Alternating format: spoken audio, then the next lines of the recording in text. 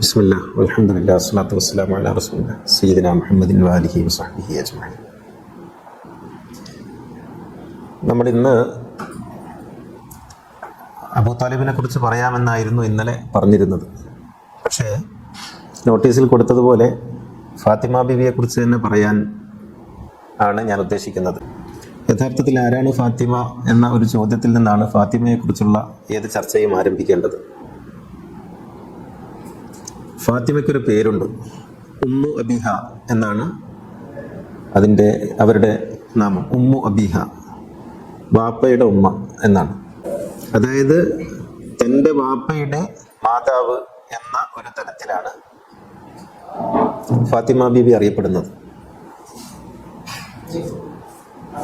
അതിനർത്ഥം ഫാത്തിമ ബീവി മുഹമ്മദ് നബിയെ സംബന്ധിച്ചിടത്തോളം ഒരു മകൾ എന്നതിനപ്പുറത്ത് സർവസ്വവുമായി മാറിയ ഒരു അവതാരമായിരുന്നു എന്നാണ്. ഒരുപക്ഷെ ഫാത്തിമയെ മൈനസ് ചെയ്താൽ മുഹമ്മദ് നബിയിൽ നിന്ന് നമുക്ക് എന്ത് ലഭിക്കുമെന്ന് ചോദിച്ചാൽ, ഫാത്തിമയെ മൈനസ് ചെയ്ത മുഹമ്മദ് നബിയുടെ ചരിത്രം വളരെ വളരെ അപൂർണവും സൗന്ദര്യമില്ലാത്തതുമായിരിക്കും എന്നാണ്. ഇന്നലെ ഞാൻ ഖദീജയെ കുറിച്ച് പറഞ്ഞപ്പോൾ, ഖദീജ മുഹമ്മദ് നബിയുടെ തണലായിരുന്നുവെങ്കിൽ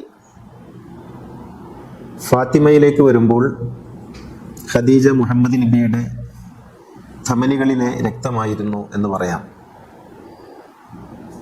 ഖദീജ പുറമെ നിന്ന് തണൽ നൽകുമ്പോൾ ഫാത്തിമ അകമെ നിന്ന് നിയന്ത്രിക്കുകയായിരുന്നു, അല്ലെങ്കിൽ അകമെ നിന്ന് ഊർജം നൽകുകയായിരുന്നു എന്ന് അർത്ഥം. തണലെന്ന് പറയുന്നത് എപ്പോഴും ബാഹ്യമായി ലഭിക്കുന്ന ഒരു സംഗതിയാണെങ്കിൽ, രക്തം അകമെ നിന്ന് തന്നെ ഉണ്ടാകുന്ന ഒരു പ്രക്രിയയാണ്. അങ്ങനെ മുഹമ്മദ് നബിയുടെ ഊർജവും വെളിച്ചവും ഒക്കെയായി തീർന്ന ഒരു പുത്രീ സാന്നിധ്യമാണ് ഫാത്തിമ എന്ന് പറയുന്നത്. ഫാത്തിമ എന്ന നാമം പ്രവാചകന്റെ മറ്റൊരു സ്നേഹത്തിന്റെ കഥയാണ്. ഫാത്തിമ യഥാർത്ഥത്തിൽ അബൂ താലിബിന്റെ ഭാര്യയാണ്, അലിയുടെ ഉമ്മ. ഈ ഫാത്തിമയാണ് മുഹമ്മദ് നബിയെ വളർത്തിയത്. അബൂ താലിബിന്റെ ഭാര്യ തൻ്റെ സ്വന്തം മക്കൾക്ക് ഭക്ഷണമില്ലെങ്കിലും മുഹമ്മദിന് വേണ്ടി ഭക്ഷണം കരുതി വെച്ചിരുന്ന ഒരു സ്നേഹമായിരുന്നു ഫാത്തിമ. എത്ര നേരം വൈകി വന്നാലും മുഹമ്മദ് വന്നതിന് ശേഷം മാത്രം വിളക്കണച്ച് കിടക്കാൻ പോകുന്ന, മുഹമ്മദിന് ഭക്ഷണം കൊടുത്തതിന് ശേഷം മാത്രം ഭക്ഷണം കഴിക്കുന്ന ഒരു മാതൃ സാന്നിധ്യം. അബൂ താലിബിന്റെ മരണശേഷം ഫാത്തിമയെ പ്രവാചകൻ മദീനയിലേക്ക് പോകുമ്പോൾ കൊണ്ടുപോകുന്നുണ്ട്. എന്നിട്ട് ഫാത്തിമ മരണപ്പെട്ടപ്പോൾ, മദീനയിലാണ് ഫാത്തിമ മരണപ്പെടുന്നത്, അബൂ താലിബിന്റെ ഭാര്യയായ ഫാത്തിമ, അവിടെ ഖബർ, ജനത്തുൽ ബക്കയിൽ ഖബർ കുഴിച്ചപ്പോൾ നബി പറഞ്ഞു, എനിക്ക് ആ ഖബറിലൊന്ന് ഇറങ്ങി കിടക്കണം. അങ്ങനെ ഫാത്തിമയ്ക്ക് വേണ്ടി തയ്യാറാക്കിയ ഖബറിൽ നബി ഇറങ്ങി കിടന്നതിന് ശേഷം, കൊള്ളാം, ഇത് നല്ല ഖബറാണ് എന്ന് പ്രവാചകൻ സാക്ഷ്യപ്പെടുത്തിയതിന് ശേഷം പ്രവാചകൻ തന്നെ കൈകൊണ്ട് വാങ്ങിയിട്ടാണ് ഈ ഫാത്തിമയെ ഖബറിൽ വെക്കുന്നത്. അങ്ങനെ ഒരു സ്നേഹബന്ധത്തിൻ്റെ ഓർമ്മയ്ക്കാണ് സ്വന്തം മകൾക്ക് ഫാത്തിമ എന്ന പേര് വിളിച്ചത്. അതായത് തൻ്റെ വളർത്തുമ്മയുടെ പേരാണ് ഫാത്തിമ. ഒരു പക്ഷേ മുഹമ്മദ് നബിക്ക് സ്വന്തം മാതാവിൽ നിന്ന് ലഭിച്ചിട്ടില്ലാത്ത 6 വയസ്സെന്ന് പറയുന്ന കുട്ടിയുടെ ഓർമ്മ ഉറക്കാൻ മാത്രമുള്ള പ്രായം ആകുന്നേ ഉള്ളൂ. ആ ഉമ്മയെക്കുറിച്ചുള്ള ഓർമ്മകൾ പോലും മുഹമ്മദ് നബിക്ക് വളരെ തീക്ഷ്ണമാണ്. അദ്ദേഹം പിന്നീട് അബവ എന്ന സ്ഥലത്താണ് ഉമ്മാന്റെ ഖബറുള്ളത്. നുബുവത്ത് കിട്ടിയതിന് ശേഷം ഒരിക്കൽ അബവയിലേക്ക് പോകുന്നുണ്ട്, ഉമ്മയുടെ ഖബർ സന്ദർശിക്കാൻ മുഹമ്മദ് നബി പോകുന്നുണ്ട്. ഇപ്പോഴാണല്ലോ നമുക്ക് ഖബർ സന്ദർശനമൊന്നും പാടില്ലാത്തത്. ഖബർ സന്ദർശിക്കാൻ മുഹമ്മദ് നബി പോകുന്നുണ്ട്. അങ്ങനെ ഖബർ സന്ദർശിക്കാൻ വേണ്ടി പോയി ഉമ്മയുടെ ഖബർ എന്ന് പറഞ്ഞാൽ അങ്ങനെ പ്രത്യേകിച്ച് അടയാളമൊന്നുമില്ല, ഒരു ചെറിയ വെള്ളക്കെട്ടിനടുത്താണ് എന്ന് മാത്രം മുഹമ്മദ് നബിക്ക് അറിയാം. അങ്ങനെ ആ വെള്ളക്കെട്ടിനടുത്ത് അടയാളം നഷ്ടപ്പെട്ടു പോയ അജ്ഞാതമായ ഒരു ഖബർ സങ്കല്പിച്ച് മുഹമ്മദ് നബി അവിടെ ഇരിക്കുന്നുണ്ട്. എന്നിട്ട് മുഹമ്മദ് നബി ദീർഘനേരം മൗനമായി നിറഞ്ഞ കണ്ണുകളോടെ തൻ്റെ ബാല്യത്തിലേക്ക് പോവുകയും അതേക്കുറിച്ച് ഓർക്കുകയും ഒക്കെ ചെയ്യുന്നുണ്ട്. എന്നിട്ട് തിരിച്ചു വരുമ്പോൾ കൂടെ ഉള്ളവരോട് മുഹമ്മദ് നബി പറയുന്നുണ്ട്, മുലപ്പാലിൻ്റെ ഓർമ്മ ഒരു മനുഷ്യനിൽ നിന്ന് നഷ്ടപ്പെടുകയില്ല, അങ്ങനെ നഷ്ടപ്പെട്ടാൽ അവൻ ഇല്ലാതാകുന്നു എന്നാണ് അർത്ഥം. ഒരുപക്ഷെ 6 കൊല്ലം എൻ്റെ ഉമ്മ എനിക്ക് തന്ന ഊർജമായിരിക്കാം ഇപ്പോഴും എന്നെ മുന്നോട്ട് നയിക്കുന്നത് എന്ന് റസൂൽ പറയുന്നുണ്ട്. അപ്പം മാതാവിനെ കുറിച്ചുള്ള ഓർമ്മകൾ 6 വയസ്സ് മാത്രമുള്ള ഒരു ബാലനായിരിക്കെ തന്നെ മരിച്ചു പോയെങ്കിൽ പോലും വളരെ തീക്ഷ്ണമായിട്ടുള്ളിലുണ്ടായിരുന്നു. അതേക്കാൾ തീക്ഷ്ണമായ സ്നേഹ ഓർമ്മകളാണ് ഫാത്തിമയുമായി ബന്ധപ്പെട്ടുള്ളത്. ആ ഫാത്തിമയുടെ ഓർമ്മക്കാണ് സ്വന്തം മകൾക്ക് ഫാത്തിമ എന്ന പേര് വെച്ചത്. ഫാത്തിമ എന്ന് പറയുന്ന അർത്ഥം അത്ര നല്ല അർത്ഥമൊന്നുമല്ല. ഇപ്പം നമ്മളൊക്കെ കുട്ടിക്ക് പേര് വെക്കുമ്പോൾ അർത്ഥമൊക്കെ നോക്കിയിട്ടാണ് വെക്കുക, ഭയങ്കരമായ അർത്ഥം. ഇതൊക്കെ നമ്മൾ ഇപ്പം അടുത്ത് തുടങ്ങിയതാണ് കേട്ടോ. പേരെന്ന് പറയുന്നതിന് ആകെ 2 തലങ്ങളേ ഉള്ളൂ. ഒന്ന് വിളിച്ചാൽ മനസ്സിലാകുന്ന വിധത്തിൽ വിളിക്കാൻ പാകത്തിലുള്ളതായിരിക്കണം. 2, അത് ഏതെങ്കിലും ഒരു സ്നേഹ സാന്നിധ്യവുമായി ബന്ധമുള്ളതാകണം. ഇതാണ് പേര് ആകപ്പാടെയുള്ള 2 തലങ്ങൾ. അല്ലാതെ അത് ഭയങ്കര ഫാത്തിമ എന്ന പേരിന്റെ അർത്ഥം മുല കുടിക്കാൻ ഭാഗ്യം കിട്ടിയിട്ടില്ലാത്ത, പാല് കുടിക്കാൻ ഭാഗ്യം കിട്ടിയിട്ടില്ലാത്ത കുട്ടി എന്നേ ഫാത്തിമയ്ക്ക് അർത്ഥമുള്ളൂ. എന്ന് വെച്ചാൽ ദുരർത്ഥമാണെന്നർത്ഥം, നല്ല അർത്ഥമല്ല. പക്ഷേ ആ അർത്ഥം അങ്ങനെയാണെങ്കിൽ പോലും നബി അത് സ്വന്തം മകൾ കിട്ടത് മറ്റേ സ്നേഹബന്ധത്തിന്റെ ഓർമ്മയിലാണ്. അപ്പൊ ഞാൻ പറഞ്ഞു വന്നത് ഫാത്തിമ ബീവിയെ കുറിച്ചാണ്. അപ്പൊ ഫാത്തിമ ബീവി എന്ന് പറയുന്നത് അങ്ങനെ പ്രവാചകന്റെ ഒരു സ്നേഹസ്മരണയുടെ ഓർമ്മ കൂടിയാണ്. ഫാത്തിമ ബീവിയുടെ ജനനമാണ് യഥാർത്ഥത്തിൽ പ്രവാചക ജീവിതത്തിലെ ഏറ്റവും നിർണായകമായ സംഭവമെന്ന് ഞാൻ വിചാരിക്കുന്നു. നുബുവത്തിനേക്കാൾ. നുബുവത്ത് പോലും ഫാത്തിമയുടെ ജനനത്തിൻ്റെ തുടർച്ചയാണ് എന്ന് വേണമെങ്കിൽ പറയാം. ഒരുപക്ഷെ ഫാത്തിമ ബീവിയുടെ ജനനം അന്ന് സാധിച്ചിരുന്നില്ലെങ്കിൽ, ഉണ്ടായിരുന്നില്ലെങ്കിൽ നുബുവത്ത് പിന്നെയും വൈകിയേനെ, ഒരു ഫാത്തിമ ജനിക്കുന്നത് വരെ. കാരണം നുബുവത്തിൻ്റെ ഒരു തുടർച്ച, നുബുവത്ത് എന്ന് പറയുന്നത് ജ്ഞാനമാണല്ലോ. ഈ ജ്ഞാനത്തിൻ്റെ ഒരു തുടർച്ച ഉണ്ടാക്കുന്നതിനുള്ള ദൈവികമായ നടപടിക്രമങ്ങളുണ്ട്. ആ നടപടിക്രമങ്ങളിൽ ഒന്നാമത്തത് ഖദീജയുമായുള്ള വിവാഹമാണ്, രണ്ടാമത്തത് ഫാത്തിമയുടെ ജനനമാണ്, മൂന്നാമത്തത് നുബുവത്താണ്, നാലാമത്തത് അലിയുമായുള്ള അവരുടെ വിവാഹമാണ്. ഈ ഒരു സ്റ്റെപ്പുകളിലൂടെയാണ് റസൂലുള്ളാഹിന്റെ ജീവിതം കരുപ്പിടിക്കുന്നത്. ഇപ്പൊ നുബുവത്ത് പോലും ഇതുമായി ബന്ധപ്പെട്ട് കിടക്കുന്നുണ്ട്. ഇപ്പോൾ റസൂലുള്ളാഹിന്റെ നുബുവത്തിന്റെ പൂർണ്ണത ഫാത്തിമയുടെ ജീവിതത്തിലാണുള്ളത്. അതുകൊണ്ടാണ് ഉമ്മു അബീഹ എന്ന പേര് ഫാത്തിമ ബീവിക്ക് കിട്ടിയത്. റസൂലിനെ ഈ ലോകത്ത് സ്ഥിരപ്പെടുത്തി നിർത്തുന്നതിൽ ഫാത്തിമ ബീവിയാണ് അതിൻ്റെ കണ്ണിയായി വർത്തിക്കുന്നത്. ചരിത്രത്തെ നമുക്ക് എങ്ങനെയാണ് നോക്കിക്കാണാൻ കഴിയുക എന്നത് വളരെ പ്രധാനപ്പെട്ട ഒരു ചോദ്യമാണ്. ചരിത്രത്തെ നമുക്ക് നേർരേഖയിൽ മുഹമ്മദിലേക്ക് തന്നെ നോക്കാം. പക്ഷെ മുഹമ്മദിലേക്ക് നോക്കുമ്പോൾ നിങ്ങൾക്ക് മുഹമ്മദിനെ കാണാൻ കഴിയില്ല. നിങ്ങൾക്ക് കാണാൻ കഴിയുന്നത് മറ്റ് ചില മുഖങ്ങളാണ്. ഫാത്തിമയിലൂടെ മുഹമ്മദിനെ നോക്കണം, അലിയിലൂടെ മുഹമ്മദിനെ നോക്കണം സല്ലല്ലാഹു അലൈഹി വഅലി. അങ്ങനെ ഉണ്ടാകുമ്പോഴേ ആ നോട്ടവും അതിൽ നിന്ന് ലഭിക്കുന്ന അറിവും ഒക്കെ പൂർണ്ണമാവുള്ളൂ. ഫാത്തിമ ബീവിയെ റസൂല് അലി ഇബ്നു അബി താലിബിന് കല്യാണം കഴിച്ചു കൊടുത്തത് ആകസ്മികമായ ഒരു സംഗതിയാണെന്ന് നമ്മൾ വിചാരിക്കരുത്. അത് ആകസ്മികമല്ല, അതൊരു ദൈവിക പദ്ധതിയാണ്. അർശിൽ വെച്ച് ആ വിവാഹം നടന്നിരിക്കുന്നു എന്നാണ് റസൂല് പറഞ്ഞത്. അലി ഇബ്നു അബി താലിബിന് വേണ്ടി ഫാത്തിമയെയും ഫാത്തിമയ്ക്ക് വേണ്ടി അലിയാർ തങ്ങളെയും ആണ് അള്ളാഹു സൃഷ്ടിച്ചിട്ടുള്ളത്. അതറിയാവുന്നയാളാണ് റസൂല്. അതുകൊണ്ടാണ് മറ്റ് വിവാഹാലോചനകൾക്കൊന്നും റസൂല് നിൽക്കാതിരുന്നത്. ഫാത്തിമ ബീവിയെ നിങ്ങൾ നോക്കേണ്ടത് ഈ ബുഖാരിയും മുസ്ലിമും ഒക്കെ നിങ്ങൾ പരിശോധിച്ച് നോക്കണം. ബുഖാരിയും മുസ്ലിമും ഉൾപ്പെടെയുള്ള എല്ലാ ഹദീസ് ഗ്രന്ഥങ്ങളും ഫാത്തിമ ബീവിയുടെ എത്ര ഹദീസ് ഉണ്ട് നിങ്ങൾ പരിശോധിക്കണം. എത്ര ഹദീസ് ഉണ്ട് ഫാത്തിമ ബീവിയുടേതായിട്ട്? റസൂലിന്റെ കൂടെ 2.5 കൊല്ലം മാത്രം ജീവിച്ച അബൂ ഹുറൈറയുടെ 5000-ൽ പരം ഹദീസുകളുണ്ട് ഈ കിതാബുകളിലൊക്കെ. മറ്റ് പലരുടെയും ഹദീസുകൾ ആയിരക്കണക്കിനുണ്ട്. എന്നാൽ റസൂലിന്റെ മകളുടെ ഒരു ഹദീസാണുള്ളത്. മനസ്സിലാക്കാൻ വേണ്ടി പറയുന്നതാണ്. അപ്പൊ എവിടെ നിന്നാണ് ഹദീസ് ഉത്ഭവിച്ചത്, ആരിൽ നിന്നാണ് ഹദീസ് സ്വീകരിച്ചത് എന്നൊക്കെ നമുക്ക് അതിൽ നിന്ന് മനസ്സിലാക്കാം. ഈ ഹദീസ് കിതാബുകളൊക്കെ നമ്മുടെ മുന്നിൽ ഇങ്ങനെ നിരത്തി വെച്ചാൽ ഈ പറയപ്പെട്ട സിഹാഹ് എന്ന് പറയുന്ന കിതാബുകളിൽ ഫാത്തിമ ബീവിയുടേതായിട്ട് വന്ന ഹദീസുകൾ അത്രയും ചുരുക്കമാണ് എന്നറിയണം. അലിയാരങ്ങളുടെ അത്രേ ഉള്ളൂ. മൊത്തം നോക്കിയാൽ എല്ലാ കിതാബുകളും നോക്കിയാൽ 40-ൽ താഴെയാണ്. അപ്പോ ഫാത്തിമ ബീവിയൊക്കെ നമ്മൾ അങ്ങനെ അവഗണിച്ചിട്ടുണ്ട്. റസൂലുള്ളാന്റെ ജീവിതത്തെ മാത്രമല്ല, മരണത്തെ പോലും ഇത്രമേൽ ശാന്തമായി കൈകാര്യം ചെയ്തത് ഫാത്തിമ ബീവിയാണ്. ഫാത്തിമ ബീവിയാണ് റസൂലുള്ളാന്റെ വിശുദ്ധ ജനാസയുടെ അടുത്ത് ആദ്യാവസാനം ഉണ്ടായിരുന്നത്. ബാക്കി എല്ലാവരും മത്സരിക്കാൻ പോവായിരുന്നു. മറ്റു പല വ്യവഹാരങ്ങൾക്കും വേണ്ടി പോകുമ്പോഴും ഫാത്തിമ ബീവിയും അലിയാരതങ്ങളും മക്കളുമാണ് റസൂലുള്ളാന്റെ വിശുദ്ധ ജനാസയുടെ അടുത്തുണ്ടായിരുന്നത്. അവരാണ് ആ ജനാസയെ കൈകാര്യം ചെയ്തത്.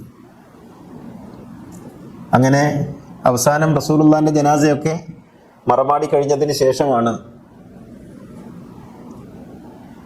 അബൂബക്കർ സിദ്ദീഖ് 1-ാം ഖലീഫയാണെന്നുള്ള വിവരമൊക്കെ റസൂലിന്റെ മകൾ അറിയുന്നത്.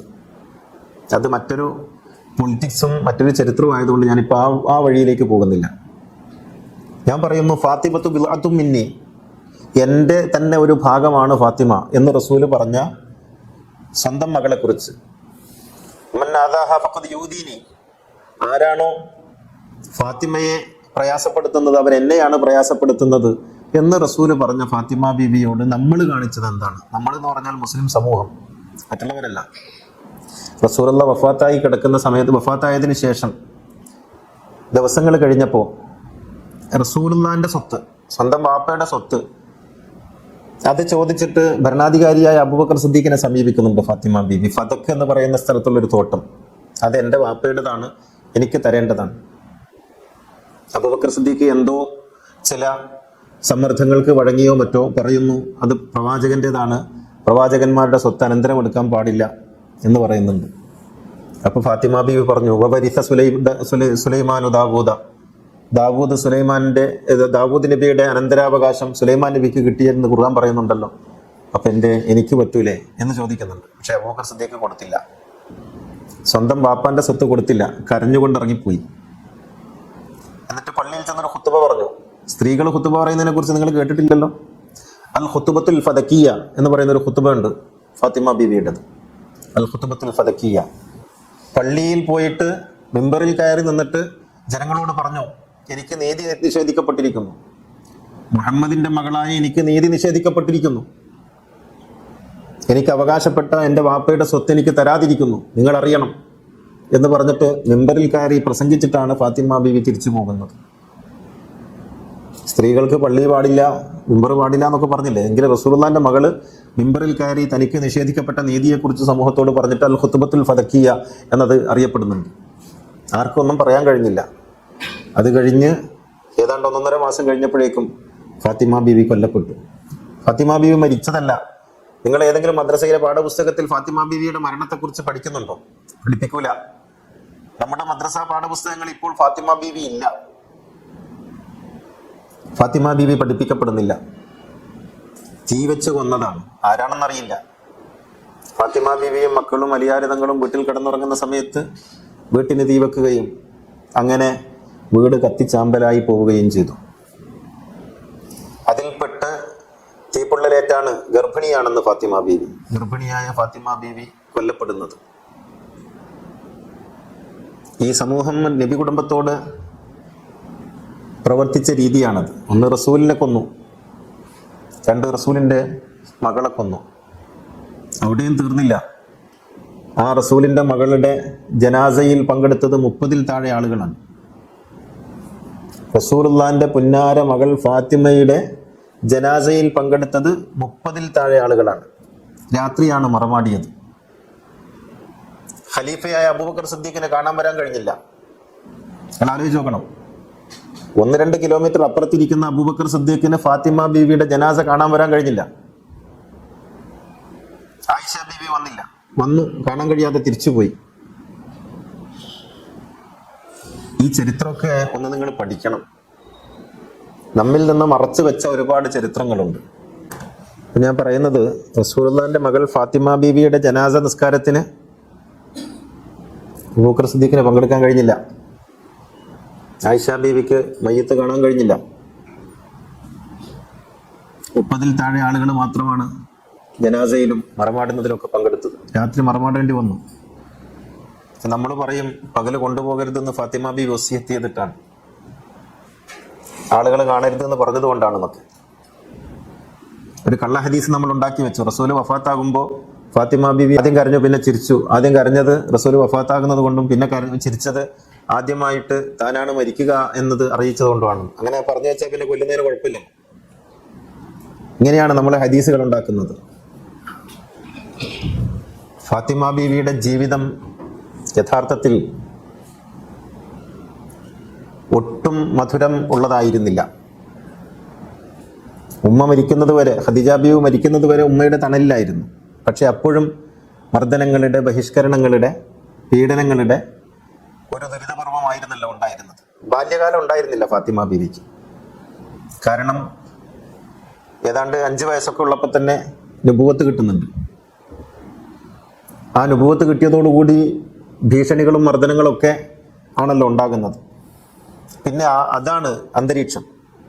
ചോര പൊടിഞ്ഞ ശരീരവുമായി കയറി വരുന്ന വാപ്പ, എല്ലാ ദിവസവും പലരുടെയും പരാതികൾ, അടി, ഇടി, കുത്ത്, കുലുമാല്, നാടുവിടൽ, ബഹിഷ്കരണം, ഹിജ്റ, പട്ടിണി, ഇതൊക്കെ ആയിട്ടാണ് നഷ്ടപ്പെട്ടു പോയൊരു ബാല്യത്തിലാണ് ആ പെൺകുട്ടി ജീവിച്ചത്.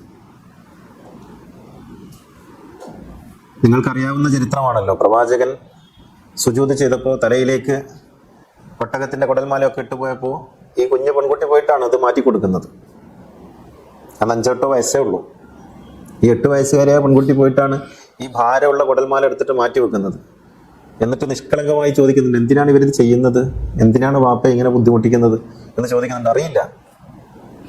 ഇതൊക്കെ കണ്ടിട്ടാണ് വളരുന്നത്. ഒരിക്കൽ ഖദീജ ബീവിയോട് ചോദിക്കുന്നുണ്ട്, പിന്നെ എന്തുകൊണ്ടാണ് എല്ലാവരും ബാപ്പാനെ കുറ്റം പറയുന്നത്, എന്തുകൊണ്ടാണ് എല്ലാവരും ബാപ്പാനെ എതിർക്കുന്നത്, എന്തുകൊണ്ടാണ് എല്ലാവരും നമ്മളെ കളിയാക്കുന്നത് എന്നൊക്കെ നിഷ്കളങ്കമായി ചോദിക്കുന്നുണ്ട്. അങ്ങനെ ഒരു നഷ്ടപ്പെട്ട ബാല്യത്തിലൂടെ വളർന്ന ഒരു കുട്ടി ഉമ്മ മരിച്ചതിന് ശേഷം പിന്നെ മാതൃസ്ഥാനത്താണ് ആയിത്തീരുന്നത്. റസൂല് വരുമ്പോഴേക്ക് ആരുമില്ലല്ലോ റസൂലിന്. ഫാത്തിമ ബീവി, ഖദീജ ബീവി മരണപ്പെട്ടു, അബൂ താലിബ് മരണപ്പെട്ടു. ഉള്ളവരൊക്കെ എത്യോപ്യയിലേക്ക് കുറേ ആൾക്കാർ പോയി, ബാക്കിയുള്ളവരൊക്കെ മദീനയിലേക്കും പോയി. ആകെ കുറച്ച് ആൾക്കാരാണ് മക്കയിലുള്ളത്. വീട്ടിൽ ഫാത്തിമയാണുള്ളത്. അങ്ങനെ വൈകുന്നേരം നബി വരുമ്പോഴേക്ക് പ്രവാചകനെ ആശ്വസിപ്പിക്കാൻ, സാരില്ല വാപ്പ എന്ന് പറഞ്ഞ് പ്രവാചകനെ ആശ്വസിപ്പിച്ച് കൂടെ ഇരുത്താൻ ഫാത്തിമയാണ് ഉണ്ടായിരുന്നത്. അങ്ങനെ പ്രവാചകന്റെ എല്ലാ ഭാരങ്ങളും ഏറ്റുവാങ്ങിയ, ആ ദുരിതങ്ങളും ഏറ്റുവാങ്ങിയ ഒരു യൗവനമായിരുന്നു അവർക്ക്, കൗമാരമായിരുന്നു അവർക്കുണ്ടായിരുന്നത്. അത് കഴിഞ്ഞ് മദീനയിലെത്തിയപ്പോൾ വിവാഹമൊക്കെ കഴിഞ്ഞ് പിന്നീട് പ്രവാചകന്റെ ജീവിതം പുഷ്കലമാകുമ്പോഴും ഫാത്തിമ അങ്ങോട്ടൊന്നും പോകാതെ തൻ്റെതായ വഴിയിലൂടെ ജീവിക്കുകയായിരുന്നു. ഫാത്തിമ റസൂലിൻ്റെ സ്വാധീനവും റസൂലിൻ്റെ ആൾബലവും ഒക്കെ വലുതാകുമ്പോഴും അതിലൊന്നും പോയില്ല, അങ്ങോട്ടൊന്നും പോയില്ല. ഭർത്താവ് ജോലി ചെയ്ത് കൊണ്ടുവരുന്ന പണം കൊണ്ട് ജീവിക്കുകയും വാപ്പാനോടൊന്നും പറയാതെ ബുദ്ധിമുട്ടിക്കാതെ, ഇത്രയും കാലം ഇതൊക്കെ സഹിച്ച വാപ്പയോട് ഇനി നമ്മൾ നമ്മുടെ ദുരിതങ്ങൾ പോയി പറഞ്ഞിട്ട് ബുദ്ധിമുട്ടിക്കരുത് എന്ന നിലപാടായിരുന്നു ഫാത്തിമ ബീക്ക് ഉണ്ടായിരുന്നത്. അങ്ങനെ അവസാനം റസൂല് വഫാത്തായപ്പോൾ പിന്നെ അവഗണനയാണ്. ഒരു കാര്യവും ഫാത്തിമ ബീവി അറിയിക്കുന്നില്ല, ഒരു കാര്യവും ചോദിക്കുന്നില്ല, എല്ലാം സ്വന്തം നിലക്ക് തീരുമാനിക്കുന്നു. അവസാനം തനിക്ക് അവകാശപ്പെട്ട സ്വത്ത് പോലും നിഷേധിക്കുന്നു. അതും കഴിഞ്ഞ് ഗർഭിണിയായ ഫാത്തിമയെ തീ വെച്ച് കൊന്നു കളയുന്നു. ഇങ്ങനെയാണ് ഫാത്തിമ ബീവി മരണപ്പെടുന്നത്. പക്ഷേ നമ്മൾ മുസ്ലിം സമൂഹം അത് തിരിച്ചറിഞ്ഞു. അതുകൊണ്ട് നമ്മുടെ എല്ലാവരുടെയും വീട്ടിലൊരു ഫാത്തിമയുണ്ട്. ഏതെങ്കിലും ഒരു പെൺകുട്ടിക്ക് ഫാത്തിമ എന്ന പിറകിലെങ്കിലും ഒരു വാല് വെക്കാതെ മുസ്ലിങ്ങൾ പേരിടാറില്ല. അത്രമേൽ നമ്മൾ ഫാത്തിമയെ നെഞ്ചേറ്റുന്നുണ്ട്. നമ്മുടെ വീടിൻ്റെ ചുമരുകളിലൊക്കെ ഫാത്തിമാൻ്റെ പേരുണ്ടായിരുന്നു പണ്ട്. പക്ഷെ ഇപ്പോൾ അതൊക്കെ പോയി. ഇപ്പോൾ ഫാത്തിമ എന്ന പേര് പോലും നമുക്ക് അന്യമായി.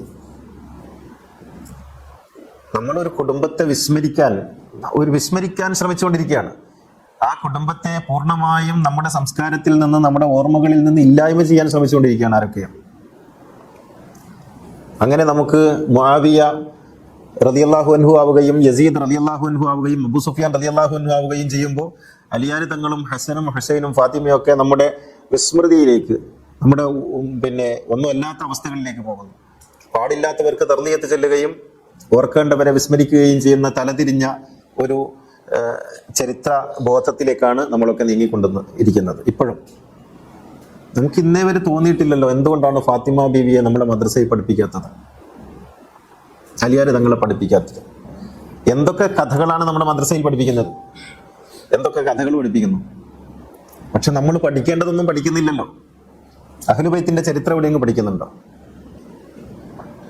റസൂലിനെ എക്കാലവും മർദ്ദിച്ച ഉപദ്രവിച്ച ശത്രുക്കളായ ഒരു കുടുംബത്തെ തർദിയത്ത് ചൊല്ലി മഹത്വപ്പെടുത്തുകയും റസൂലിന്റെ സ്വന്തം ചോരയെ നമ്മൾ മാറ്റിവെക്കുകയും ചെയ്യുന്നു. ശപിച്ചില്ലേ? 20 വർഷം മിമ്പറുകളിൽ വെച്ച് ആ കുടുംബത്തെ ശപിച്ചു. ലാനല്ലാഹു അലിയൻ വൽ ഹസന വൽ ഹുസൈൻ എന്ന മിമ്പറുകളിൽ വെച്ച് 20 വർഷം അലിയിനെയും ഹസനെയും ഹുസൈനെയും അള്ളാഹു ശപിക്കട്ടെ എന്ന മിമ്പറുകളിൽ വെച്ച് ശപിക്കാൻ ശമ്പളം കൊടുത്ത ആളെ നിശ്ചയിച്ചു. ഏത് മിമ്പറിൽ വെച്ച്? മക്കയിലെ മിമ്പറിൽ, മദീനയിലെ മിമ്പറിൽ വെച്ച് ആ കുടുംബത്തെ ശപിച്ചു. ഒരിക്കൽ സഅദിനോട് മുആവിയ ചോദിക്കുന്നുണ്ട്, എന്തുകൊണ്ടാണ് നീ അബൂ തുറാബിനെ ശപിക്കാത്തത്? അങ്ങനെ അലിയാർ തങ്ങളെ ശപിക്കാത്ത ഖതീബുമാരെ പിരിച്ചുവിട്ടു, ദ്രോഹിച്ചു, അടിച്ചോടിച്ചു, കൊന്നുകളഞ്ഞു. ഞാൻ പറയുന്നു, നിങ്ങൾ ഇസ്ലാമിനെ നിങ്ങൾക്ക് സ്വീകരിക്കാനും ഉൾക്കൊള്ളാനും മനസ്സുണ്ടെങ്കിൽ, ആഗ്രഹിക്കുന്നുവെങ്കിൽ, നിങ്ങൾ തസവുഫ് ആഗ്രഹിക്കുന്നുവെങ്കിൽ, നിങ്ങൾ ജ്ഞാനം ആഗ്രഹിക്കുന്നുവെങ്കിൽ, മഅരിഫത്ത് ആഗ്രഹിക്കുന്നുവെങ്കിൽ, നിങ്ങൾക്കൊരൊറ്റ വഴിയേ ഉള്ളൂ. അത് അലിയാർ തങ്ങളുടെ വഴിയാണ്, ഫാത്തിമയുടെ വഴിയാണ്. വേറൊരു വഴിയുമില്ല. മറ്റേത് വഴിയിൽ പോയാലും നിങ്ങൾ എത്തിച്ചേരുക മുആവിയയിലേക്കാണ്. ഏത് വഴിയിലൂടെ പോയാലും മുആവിയയിൽ എത്തിച്ചേരുള്ളൂ. നിങ്ങൾക്ക് റസൂൽ എത്തിച്ചേരണോ എങ്കിൽ അലി എന്ന വഴിയിലൂടെ പോകണം. അതാണ് വാതിൽ, അതാണ് വഴി. ഫാത്തിമ എന്ന വാതിലിലൂടെ പോകണം. ഫാത്തിമയെയും അലീനെയും വിസ്മരിച്ചുകൊണ്ട്, അത് മറന്നുകൊണ്ട് നിങ്ങൾ ഏത് വഴിയിലൂടെ പോയാലും റസൂലുള്ളാഹിയിലേക്ക് എത്തൂല, വേറെ എവിടെയൊക്കെ എത്തും. അത് മാത്രമാണ് അന മദീനത്തുൽ ഇൽമി വ അലിയുൻ ബാബുഹ. ഞാനാണ് നഗരി, ജ്ഞാനത്തിന്റെ നഗരി. അതിലേക്ക് ഒറ്റ കവാടമേ ഉള്ളൂ, ഒറ്റ വഴിയേ ഉള്ളൂ, അത് അലിയാണ്. അലിയുടെ മഹത്വം എന്താണ്? ഫാത്തിമയുടെ ഭർത്താവാണെന്നുള്ളതാണ്. അലിയുടെ മഹത്വം ഫാത്തിമയുടെ ഭർത്താവാണെന്നുള്ളതാണ്. ഈസാ നബിയുടെ മഹത്വം എന്താണ്? മറിയമിന്റെ മകനാണെന്നുള്ളതാണ്. അവിടെ നിന്ന് ഇങ്ങോട്ടാണ് വരുന്നത്. മറിയമിന്റെ മകനാണ് എന്നുള്ളതാണ് ഈസാ നബിയുടെ മഹത്വം. നമ്മളൊക്കെ തലതിരിഞ്ഞാ വായിക്കുന്നത്. ഈസാ നബിയുടെ ഉമ്മയല്ല, മറിയം ബീവിയുടെ മകനാണ്. ഈസാ ഇബ്നു മറിയം, അങ്ങനെയാണ് ഖുർആൻ പറയുന്നത്. മറിയമിന്റെ മകനായ ഈസ, ഈസയുടെ ഉമ്മയായ മറിയം എന്ന് ഖുർആനിൽ ഒരിടത്തേ ഉള്ളൂ. അവിടുന്ന് ഇങ്ങോട്ടാ ഫാത്തിമയുടെ ഭർത്താവായ അലി, ഇവിടുന്ന് അങ്ങോട്ടാണ് പോകുന്നത്. അപ്പൊ ഈ ഒരു ബോധം നമുക്കില്ലാതെ വന്നാൽ അഹ്ലുബൈത്തിനെ കുറിച്ച്, ഫാത്തിമ ബീവിയെ കുറിച്ച്, നമുക്ക് ഫാത്തിമ എന്ന് പറഞ്ഞാൽ കണ്ണടച്ചാലും ഫാത്തിമ, കണ്ണ് തുറന്നാലും ഫാത്തിമ, പാട്ടിലുള്ള ഫാത്തിമയ്ക്കപ്പുറത്ത് അതൊരു ബോധമായി, അതൊരു നീറ്റുന്ന ഓർമ്മയായി, വേദനിക്കുന്ന ഓർമ്മയായി. എങ്ങനെയാണ്, ഞാൻ ആലോചിക്കാറുണ്ട്, എങ്ങനെയാണ് നമുക്ക് ഈ ചുട്ടുവന്ന ഒരു മകളെക്കുറിച്ച് ഇത്രയും കുളിരുള്ള ഓർമ്മകൾ നമുക്കുണ്ടാകുന്നത്? എപ്പോഴെങ്കിലും ഓർത്തിട്ടുണ്ടോ നിങ്ങൾ? നമ്മൾ ഈ RSS കുറ്റം പറയുന്നു, നമ്മൾ ഹിറ്റ്ലറെ കുറ്റം പറയുന്നു, നമ്മൾ മറ്റേ ഇയാളെ എന്താണ് നെതന്യാഹുവിനെ കുറ്റം പറയുന്നു. അതൊക്കെ നിങ്ങൾ കുറ്റം പറഞ്ഞോളൂ. പക്ഷെ ഇവരൊന്നും ചെയ്തിട്ടില്ല.